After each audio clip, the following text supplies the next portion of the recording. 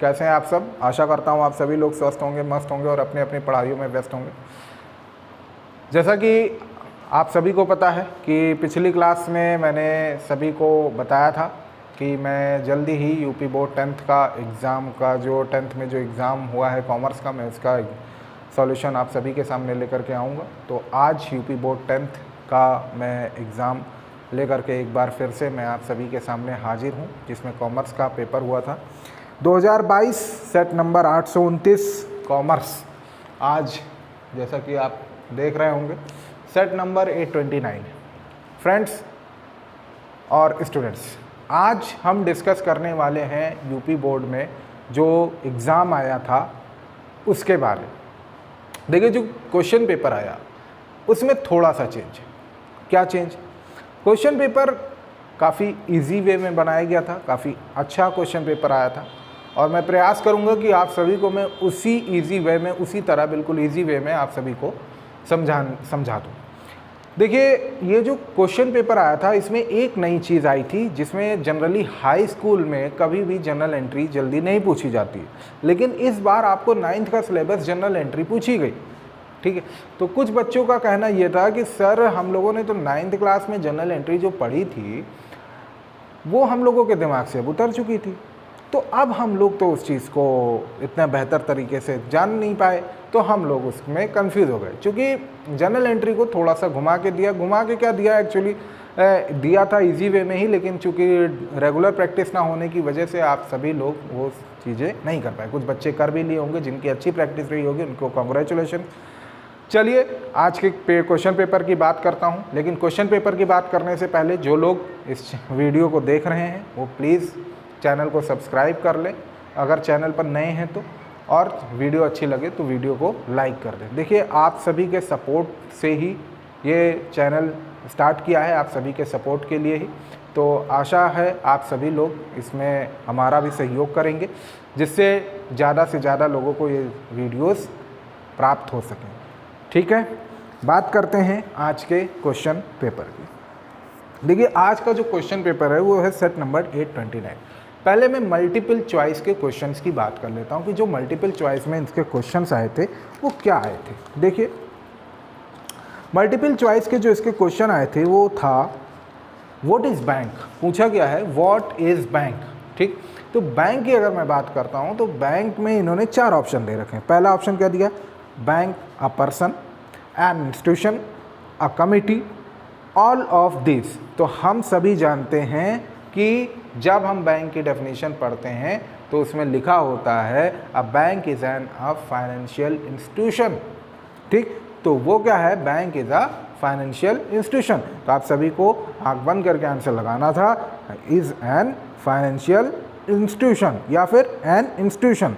ठीक है, आइए दूसरा क्वेश्चन कह रहा है which subsidiary bank was merged with State Bank of India first time. पहली बार स्टेट बैंक ऑफ इंडिया में कौन सा सहायक बैंक मर्ज किया गया था? तो आप सभी को पता होना चाहिए। इसमें 4 बैंकों के नाम दे रखे हैं, state Bank of Patiala, state Bank of Saurashtra, state Bank of Mysore, state Bank of Hyderabad. तो आप सभी को पता है state Bank of Hyderabad is a first bank, जिसको हम SBI में पहली बार सहायक बैंक के रूप में मर्ज किया गया था। दूसरा क्वेश्चन पूछा गया है function of indigenous bankers is are, मतलब देसी बैंकर्स के कार्य क्या क्या हैं।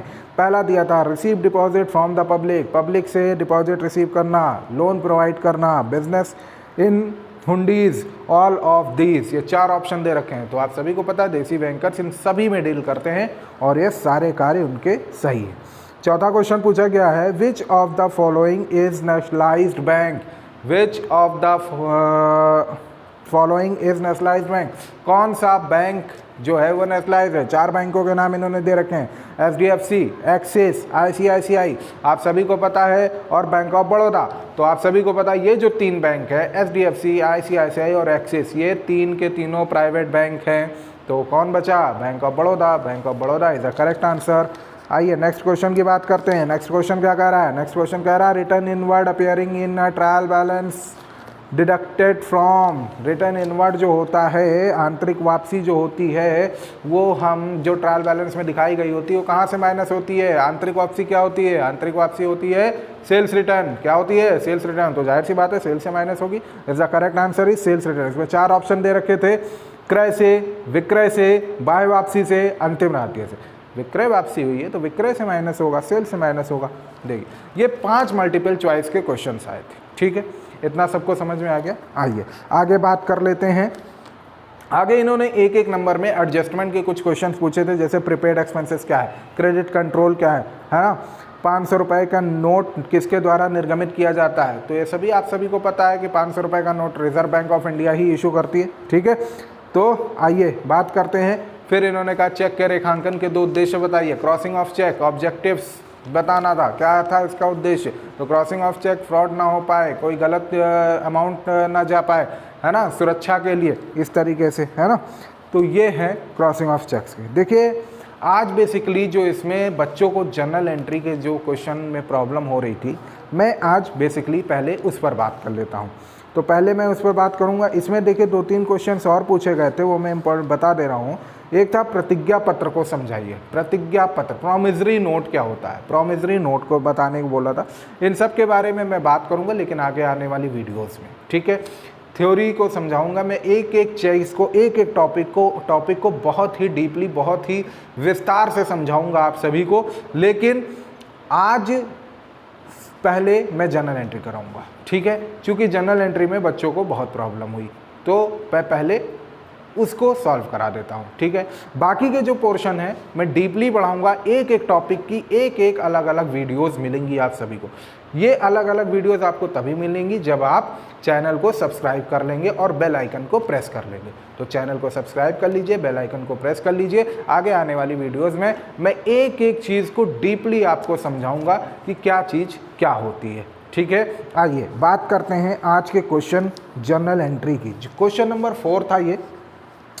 इसमें लिखा था कि जनरलाइज द फॉलोइंग ट्रांजैक्शंस, ठीक है, ओके।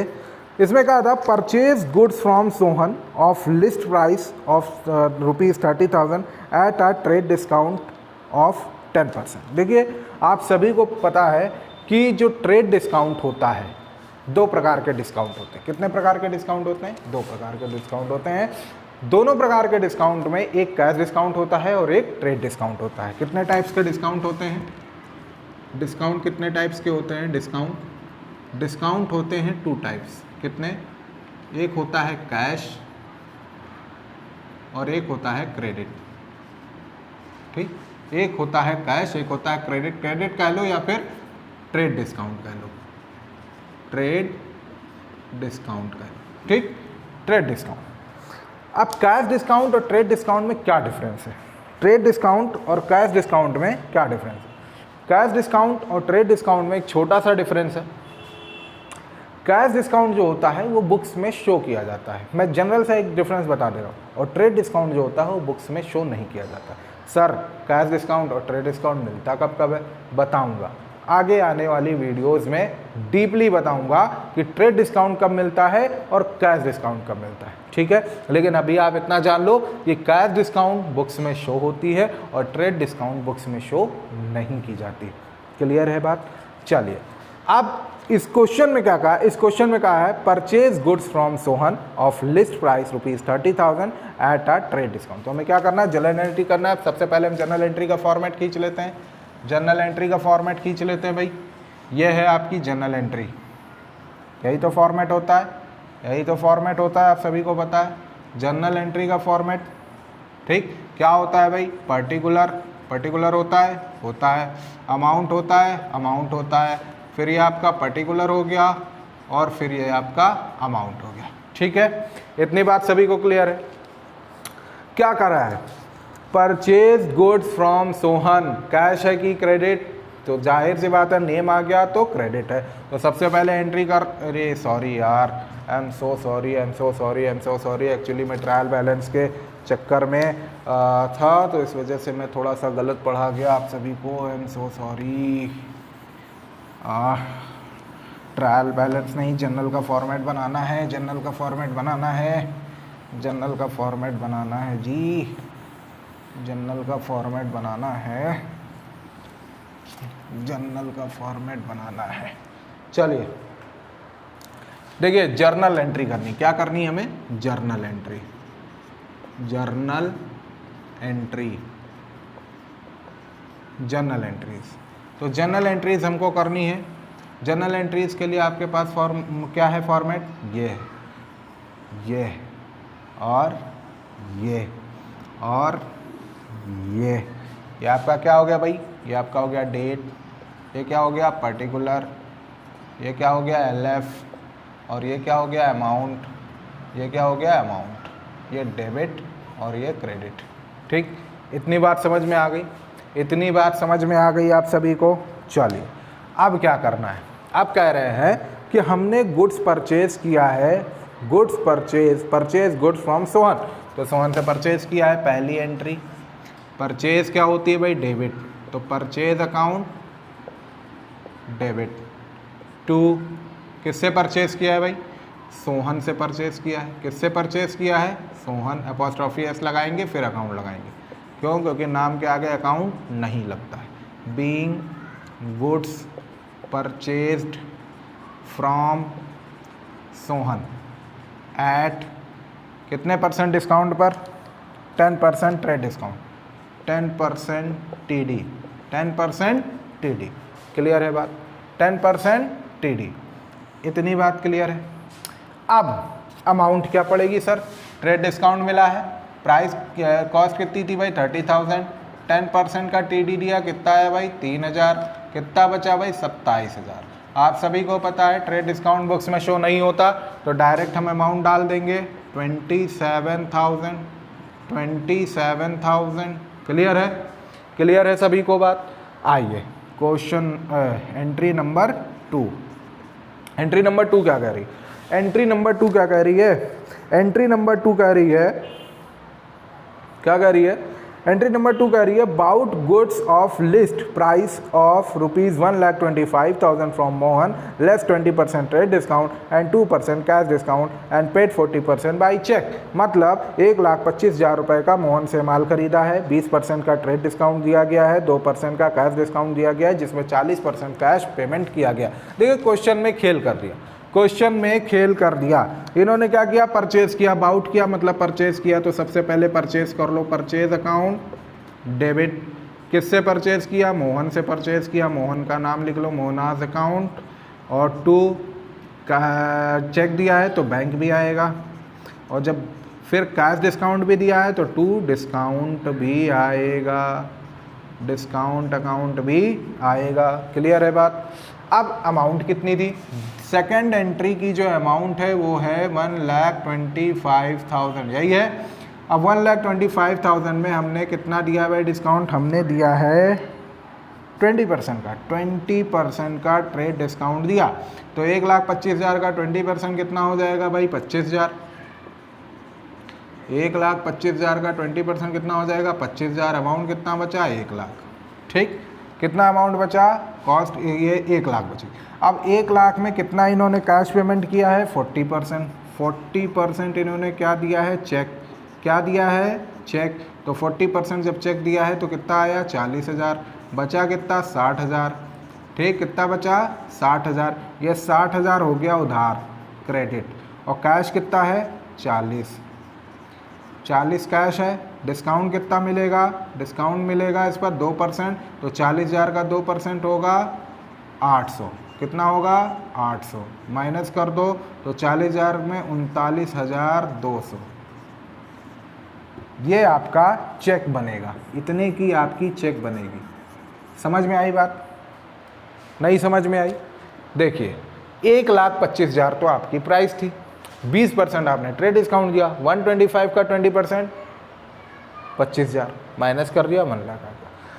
40% इन्होंने कहा था कैश पेमेंट कर दिया, तो 40% जब कैश पेमेंट कर देंगे तो कितना बचेगा? 60 बचा, ये हो गया क्रेडिट। अब कैश में इन्होंने कहा था 2% का ट्रेड डिस्काउंट देना है। कितना देना है? 2% का ट्रेड डिस्काउंट देना है।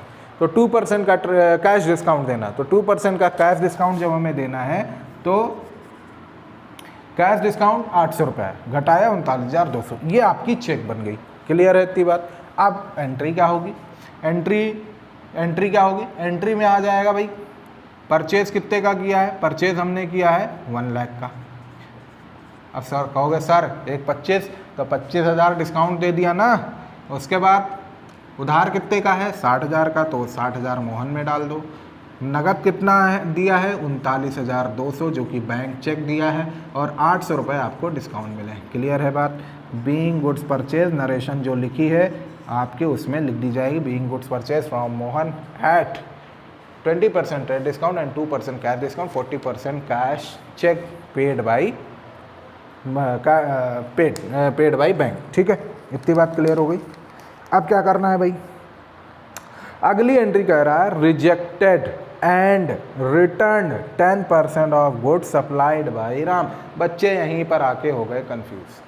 इस क्वेश्चन में थोड़ा सा गड़बड़ कर दिया गया है। क्वेश्चन क्या था, क्वेश्चन एक्चुअली होना चाहिए था rejected and return goods by Mohan. ठीक है, ये होना चाहिए था।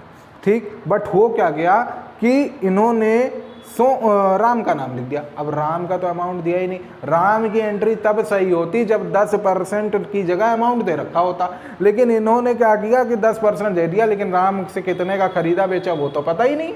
तो आप कहाँ से लिखेंगे। बस लड़के यहीं पर कंफ्यूज हो गए, सारे स्टूडेंट्स यहीं पर विद्यार्थी कंफ्यूज हो गए। आइए तीसरी एंट्री क्या है भाई, हमने क्या किया, rejected and return 10% of goods supplied by Ram. जो राम से हमने माल खरीदा था वो माल हमने वापस कर दिया। तो राम से खरीदा था, राम का तो नाम ही नहीं है, राम का तो नाम ही नहीं है, क्योंकि ऊपर कहीं हमने राम से खरीदा ही नहीं था, और उसका 10% कह रहे हैं वापस कर दिया, तो राम नहीं, यहाँ पर इनका नाम मोहन होगा।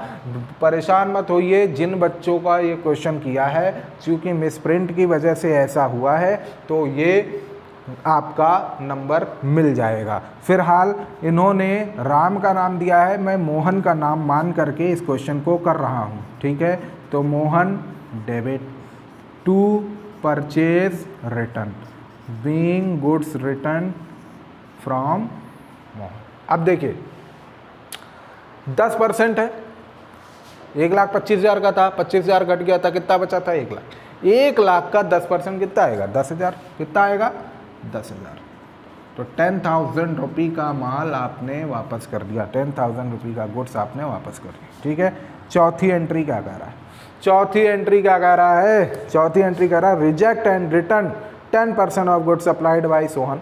रिजेक्ट एंड रिटर्न वापस कर दिया 10% of goods supplied by Sohan, जो कि सोहन ने माल भेजा था, वो माल हमने रिजेक्ट कर दिया। तो सोहन ने हमको कितने का माल भेजा था 27,000 का, 10% कितना आएगा 2700। तो फिर वही एंट्री कर दो कि सोहन हो गए डेबिट और 2 क्या हो गया purchase return being goods return to Sohan. कितना अमाउंट आ जाएगा भाई 2700, 2700। इतनी बात क्लियर है सभी को, इतनी बात सभी को क्लियर है। देखिए मैं एक बार फिर से बता दे रहा हूँ, ट्रेड डिस्काउंट और कैश डिस्काउंट, कैश डिस्काउंट को बुक्स में शो करते हैं, ट्रेड डिस्काउंट को बुक्स में शो नहीं करते हैं। ट्रेड डिस्काउंट पहली एंट्री में 30,000 का परचेज की थी, लेकिन 10% का ट्रेड डिस्काउंट था, इसलिए 30,000 में से 3,000 माइनस कर दिया, 27,000 की अमाउंट आ गई। दूसरी एंट्री में कहा था 1,25,000 का माल खरीदा है, 20% का ट्रेड डिस्काउंट दिया है, 40% हिस्सा चेक के जरिए पेमेंट कर दिया है, 2% उस पर कैश डिस्काउंट मिलेगा और बाकी उधार है। तो 1,25,000 का था, 20% डिस्काउंट दिया, 25,000 बचा 1 लाख। इसमें 40% हिस्सा नगद देना है, 40,000 घटा दो बचा 60,000। ये 60,000 हमने मोहन से खरीदा है। जो 40,000 बचा उस पर 2% का ट्रेड कैश डिस्काउंट देना है, 800 रुपये आएगा, 39,200 रुपये आपके यहाँ पर आ जाएंगे और 800 रुपये कैश डिस्काउंट। क्लियर है इतनी बात। अब अगली एंट्री में इन्होंने राम का नाम लिख दिया, मोहन की जगह इन्होंने किसका लिख दिया राम। तो तो यहाँ पर मैं आपकी जानकारी के लिए लिख दे रहा हूँ राम, क्योंकि क्वेश्चन में राम लिखा है, लेकिन राम नहीं, वहाँ मोहन होगा। ठीक है, तो वहाँ मोहन है, तो Mohan debit to purchase return, Mohan debit to purchase return. माल खरीदा था किससे? मोहन से। 1 लाख का माल खरीदा था, 1 लाख का माल खरीदा था। इन्होंने साफ साफ लिखा भी है कि rejected and return 10% of good supplied by Ram. ठीक है, यानी अब आप पूछोगे सर 40,000 नगद दिया था, 60,000 सप्लाई उसने कितना किया था? उसने सप्लाई कितने का किया था? 1 लाख के माल का सप्लाई किया था ना, तो 1 लाख के माल का किया था, इसलिए 1,10,000 रुपये। क्लियर है। दूसरे में मोहन ने जो सोहन ने माल वापस दिया है, मतलब सोहन से जो हमें माल आया था वो हमने सोहन को वापस किया है, तो सोहन को जो हमने माल वापस किया है वो 27,000 का हमने माल खरीदा था और 10% रिजल्ट किया तो 27 आ गया। आशा आप सेशन समझो। पर हम कहें जीटी, कहें कर देते हैं भाई जीटी। इतनी बात को समझ आ गया होगा क्वेश्चन, दिक्कत कोई समझ नहीं होनी। आशा आप सभी समझ होगा। बाकी का क्वेश्चन की इसमें फाइनल अकाउंट का रखा है और इसमें जो है एक क्वेश्चन और आया था फाइनल अकाउंट का जस्ट क्वेश्चन, इनवाइस भी आई थी, तो मैं ये दोनों का क्वेश्चन आप सभी को प्रोवाइड कराऊंगा, जिसके लिए आप सब लोग इस चैनल पर नए हैं, वीडियो नया देख रहे हैं, तो सभी इस चैनल को सब्सक्राइब कर लें और अपने दोस्तों के साथ शेयर, जिससे कि उन्हें भी आगे आने वाली वीडियोस समय पर मिलती रहें। तब तक के लिए स्वस्थ रहिए, मस्त रहिए और अपनी अपनी पढ़ाई सभी लोग करते रहिए। जय हिंद, जय भारत, गुड नाइट।